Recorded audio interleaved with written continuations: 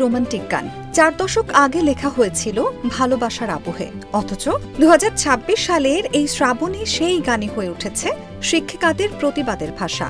শ্রাবণের মেঘগুলো জড়ো হলো আকাশে গানটি ব্যবহার করে গত ২ দিনে ফেসবুকে রিলস পোস্ট করেছেন দেশের বিভিন্ন জেলার হাজারো সরকারি প্রাথমিক বিদ্যালয়ের শিক্ষিকা।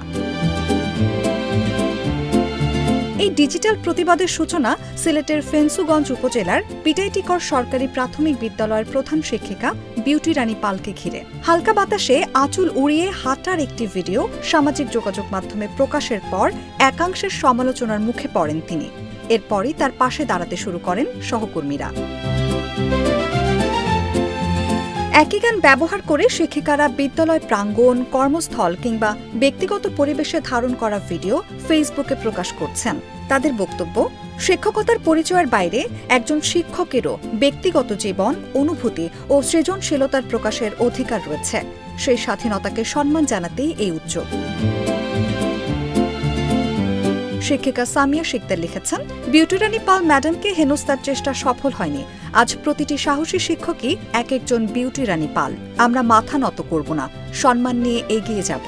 কুমিল্লার শিক্ষিকা লায়লা নূর পিঙ্কি লিখেছেন, আজ কেন মন উদাসী হয়ে গানের ভিডিওর কারণে দেশবাসী অন্তত কিছুটা হলেও লায়লা, মামুন আর চাচাদের কটাক্ষপূর্ণ ভিডিও থেকে মুক্তি পেয়েছে।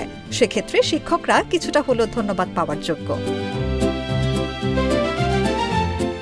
পোস্টে তিনি বলেন, ডিজিটাল এই প্রতিবাদ প্রমাণ করে দিল, যেখানেই অন্যায় হবে সেখানেই শিক্ষকরা ঐক্যবদ্ধ হয়ে প্রতিবাদ জানাবে। আমাদের এই ঐক্য ধরে রাখতে হবে। সমালোচনা করুন, তবে তা হোক যৌক্তিক। আজেরা সমালোচনার ফল তো দেখলেন। হ্যামিলনের বাঁশিওয়ালার মতো সব শিক্ষকই বেরিয়ে এলেন। যেসব শিক্ষক কোনোদিনও ভিডিও দিতেন না, তারাও সাহস করে সামনে এসেছেন। আগামীকাল থেকে আবার আমাদের শ্রেণীকক্ষেই দেখা হবে।